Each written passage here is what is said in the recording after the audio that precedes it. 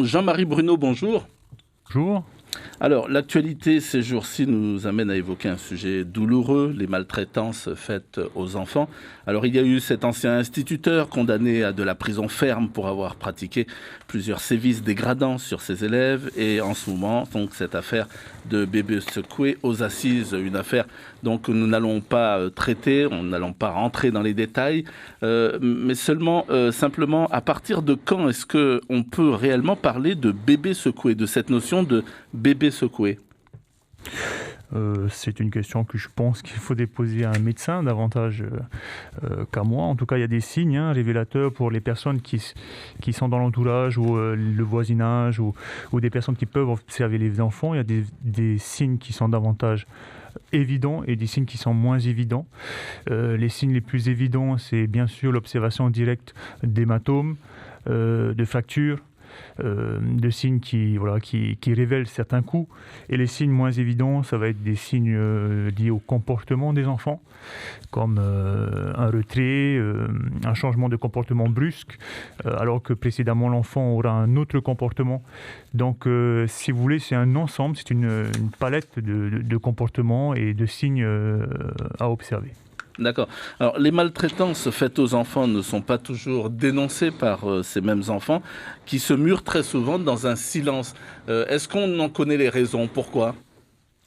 Bien évidemment, parce que déjà il y a un rapport de dominance et de dominant-dominé qui s'installe dans la violence, que cela concerne le harcèlement ou les violences familiales. Donc l'enfant qui n'est bien évidemment pas dans un rapport de dominant, lui va se murer dans le silence pour éviter davantage de recevoir des coups ou des violences. Ils culpabilisent, on peut dire?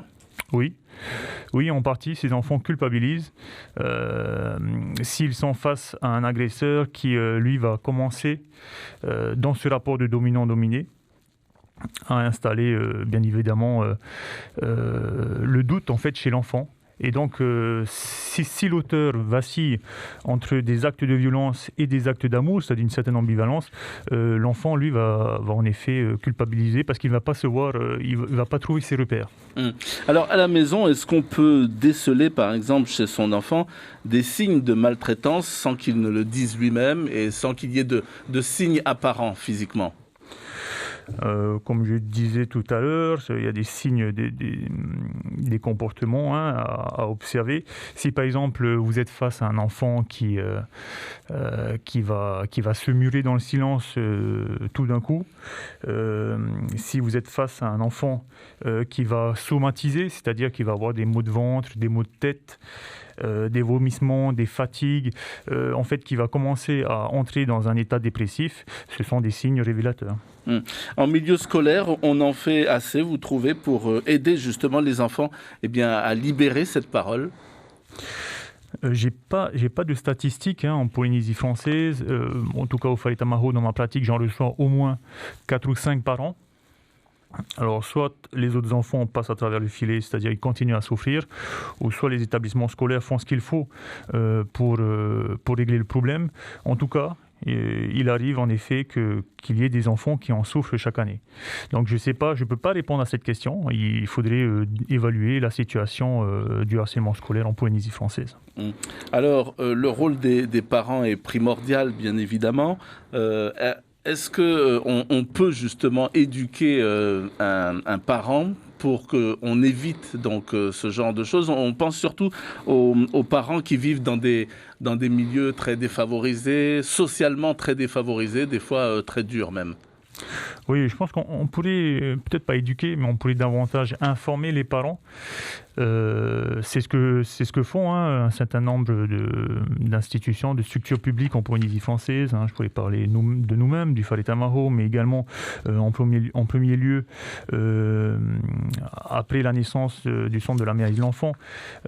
Mais en effet, il y a beaucoup à faire au niveau de la prévention et ça peut être primordial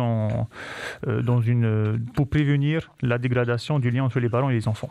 D'accord. Si par exemple un parent se sent désarmé, hein, on va dire, que ce soit le père ou la mère, complètement dépassée et qu'elle craint justement pour ses enfants, comment doit-elle...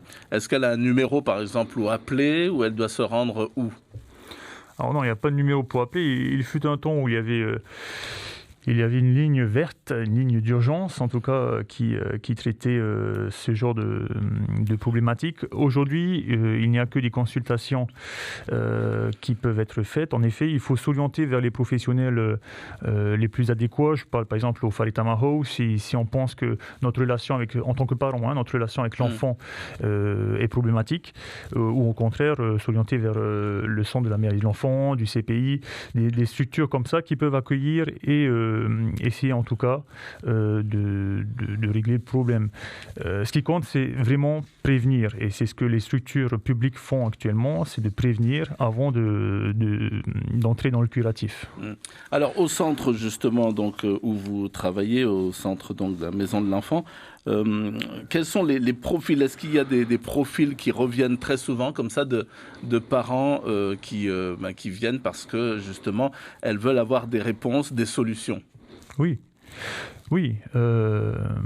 nous axons notre mission, notre action sur la prévention, et heureusement qu'il y a des familles qui connaissent le Whare Tamaho ou qui sont invitées soit par le milieu scolaire, soit par d'autres personnes via le bouche à oreille, et qui viennent au Whare Tamaho pour poser des questions plus que pour entrer dans l'accompagnement.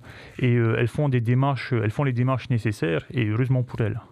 Alors au Whare Tamaho justement, une personne qui veut en savoir plus pour y accéder ou avoir des informations, elle fait comment? Elle appelle le Whare Tamaho au 40 48 80 30, où elle consulte le site internet du Whare Tamaho qui se trouve directement sur le net. Et nous avons également une page Facebook, oui, sur laquelle on peut de temps à autre, mais bon, je préférerais qu'on appelle le Whare Tamaho de temps à autre pour poster un message. Et nous sommes accessibles du lundi au vendredi, de 8h à 16h. Et nous répondrons toujours à tous les messages qui nous seront affectés. Oui. On évoquait tout à l'heure les harcèlements, donc très souvent on pense aux adultes vis-à-vis des enfants, mais il y a aussi ces séries d'harcèlements que l'on relève très souvent au milieu scolaire, entre enfants. Oui, mais le harcèlement scolaire ne se limite pas seulement au harcèlement entre enfants. Alors oui, en effet, on observe dans le phénomène du harcèlement scolaire, des violences physiques ou morales qui sont faites par un enfant ou un groupe d'enfants contre un autre enfant. Mais comme le soulignent les faits des derniers jours, il y a aussi des professionnels de l'éducation qui en sont victimes et ou auteurs. Et là-dessus, il n'y a pas de réponse ou de solution à l'école même? Si, mais avant tout, il faut agir. Il y a une action il y a une action importante à porter, et c'est le directeur d'établissement qui doit porter cette action.